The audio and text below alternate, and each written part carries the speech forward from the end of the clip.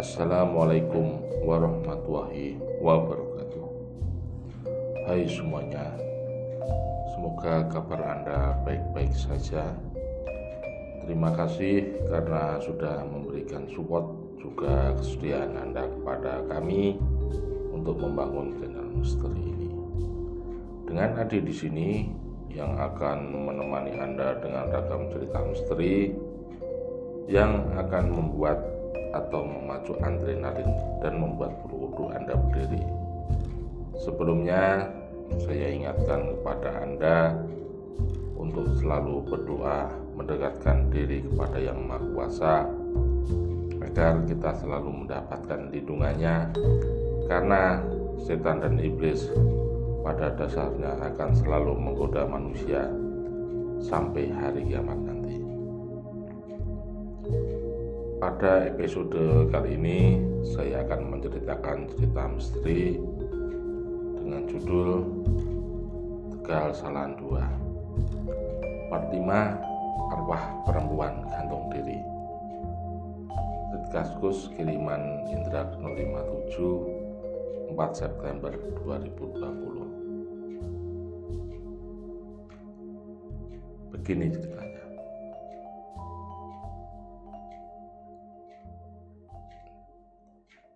Kejadian itu dialami oleh Mbah Kromo, pemilik ladang yang digunakan untuk gantung diri oleh perempuan yang dulu pernah kami bacakan ceritanya. Jadi waktu itu Mbah Kromo sengaja datang ke ladang untuk menebang beberapa pohon bambu yang banyak tumbuh di ladangnya. Nanti pohon bambu itu akan digunakan untuk memperbaiki pagar rumahnya yang telah usang dan lapuk dimakan oleh rayap. Di tempatku itu pagar setiap rumah masih menggunakan tanaman semak belukar dan bambu-bambu dipakai untuk mengapit tanaman tersebut sehingga kelihatan lebih rapi. Selain terlihat asri dan sejuk, daun dari semak pagar ini juga bisa dimanfaatkan untuk makan ternak. Pada sore itu Mbah Kromo mulai sibuk menebang beberapa batang pohon bambu, membersihkan ranting-rantingnya, lalu mengikatnya menjadi satu agar lebih mudah saat membawanya pulang nanti. Tanpa sadar, hari menjelang maghrib, pekerjaan Mbah Kromo baru selesai. Kakek tua itu sempat beristirahat di gubuk kecil yang ada di belakang ladangnya. Duduk melepas lelah sambil melinting tembakau, dia merasakan kenikmatan yang lain. Saat menikmati rokok tingbe, sayup-sayup Mbah Kromo seperti mendengar suara perempuan nangis, dan Mbah Kromo merasa sedikit heran, lalu berusaha mencari asal suara tersebut.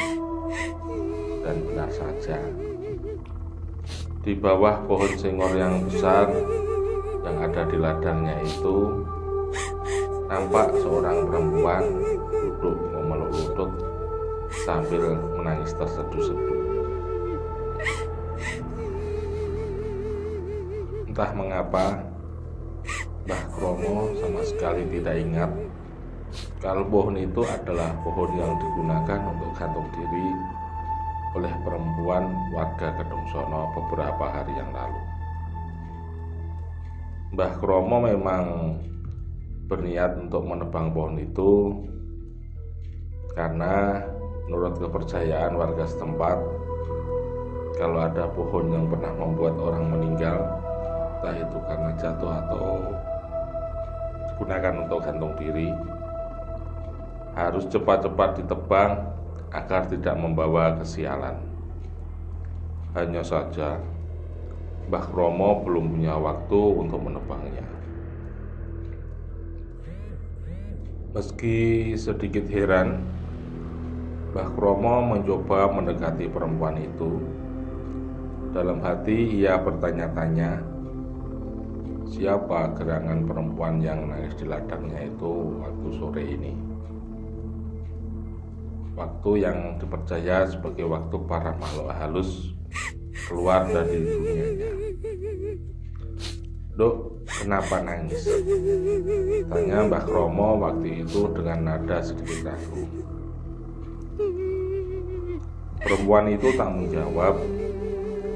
Ia masih terus menangis sambil duduk memeluk lutut dan menundukkan kepalanya bertumbuh pada lututnya, membuat Mbah Kromo tak bisa melihat wajahnya. "Sudah sore loh ini, sudah mau maghrib.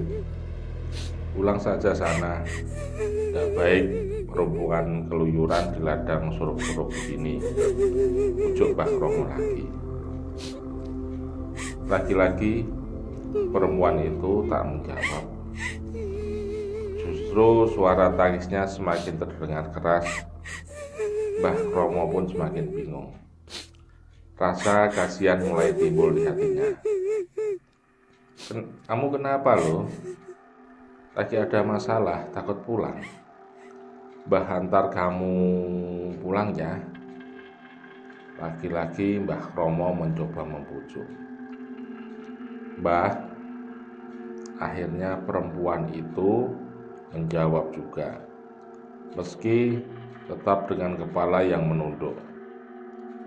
Suaranya terdengar sangat serak, seperti orang yang tercekik. Mungkin karena terlalu lama menangis. "Boleh saya minta tolong?" "Ya boleh toh," jawab Mbah Kromo. "Sebagai manusia kan memang sudah semestinya saling tolong-menolong. Mau minta tolong apa?"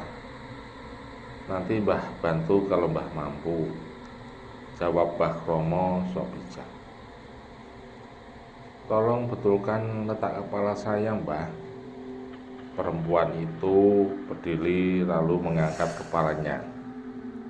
Bukan menengadah seperti manusia pada umumnya, tapi ia menggunakan tangannya untuk menarik rambutnya yang panjang sehingga kepalanya terangkat.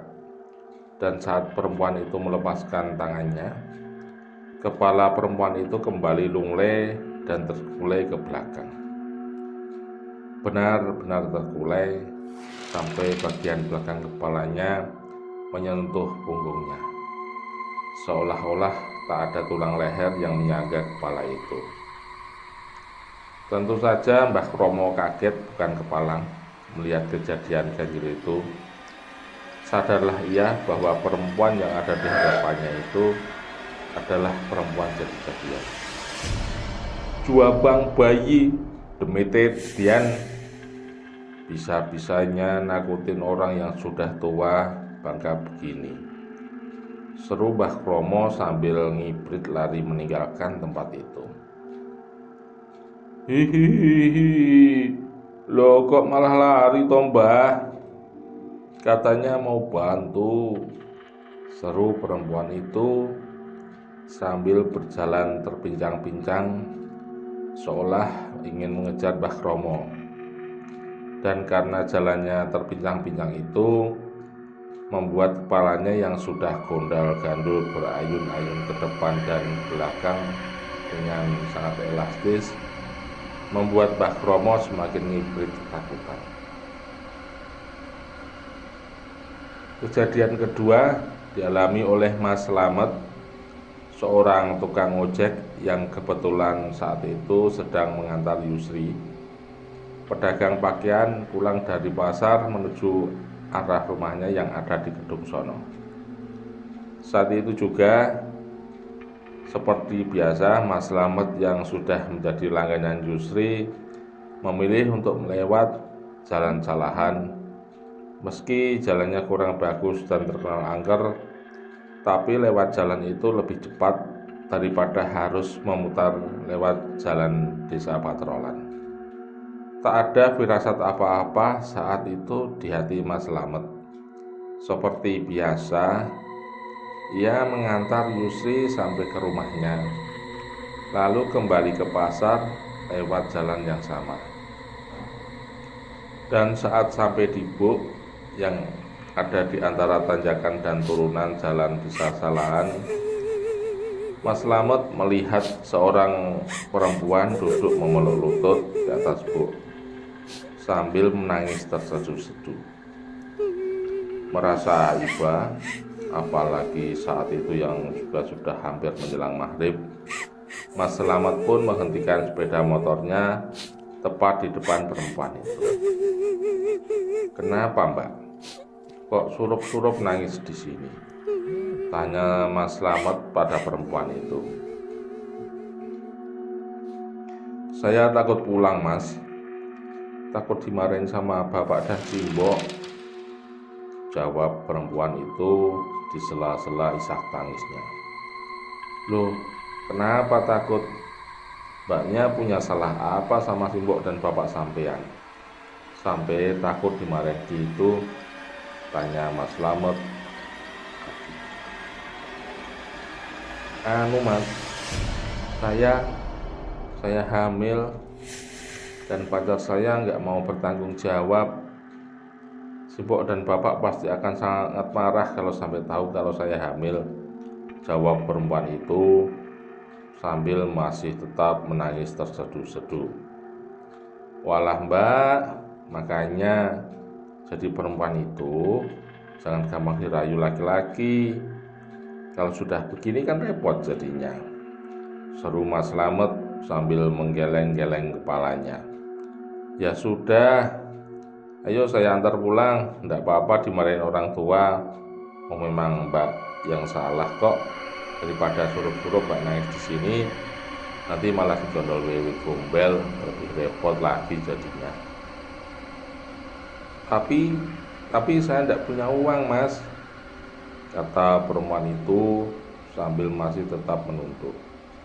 "Tidak apa-apa, tidak usah bayar. Kasihan aku melihat nasibmu ini." "Ya sudah, ayo naik. Rumahmu di mana toh?" tanya Mas Slamet lagi. "Makasih, Mas. Rumahku di situ, nggak jauh kok." Perempuan itu akhirnya naik ke boncengan motor Mas Slamet setelah menuju ke selatan, ke arah Desa Kedung Sono. Mas Slamet pun segera memutar balik motornya, lalu kembali menjalankan motornya menaiki tanjakan menuju ke arah Kedung Sono. Sebentar Mas, berhenti dulu." Tiba-tiba saat berada di tengah-tengah tanjakan, perempuan itu berseru sambil menepuk pundak Mas Slamet. Mas Slamet yang terkejut segera menghentikan motornya di tengah tanjakan yang terjal itu. "Ada apa lagi toh? Ada yang ketinggalan?" kata Mas Slamet sedikit kesal.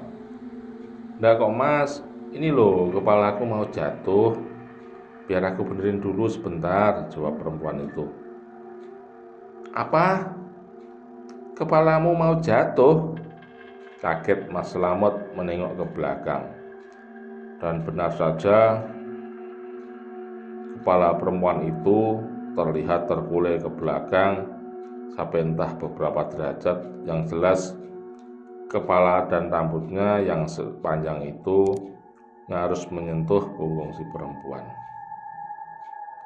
"Wedian, jebul sampean ki demit to," sontak Mas Slamet memutar gas kenceng-kencengnya.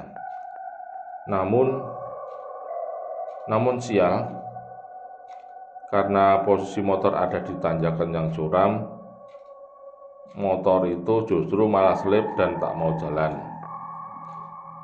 Mas Slamet panik dan melompat dari sadelnya lalu berlari sekencang-kencangnya ke arah Desa Kedung Sono, tanpa memperdulikan motornya yang terjengkang di tengah jalan dengan kondisi mesin nyala.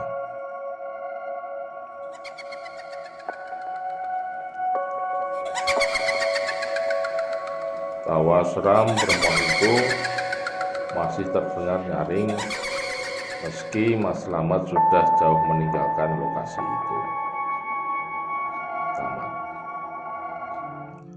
Semoga Anda terhibur dengan cerita misteri kali ini. Jangan lupa untuk mendengarkan kisah-kisah misteri terbaru selanjutnya. Dan jangan lupa untuk subscribe, like, dan share channel ini agar kami lebih semangat menyuguhkan cerita misteri yang lebih menyeramkan lagi. Ingat, jangan lupa selalu berdoa karena setan selalu ada dimanapun kita berada. Wassalamualaikum warahmatullahi wabarakatuh.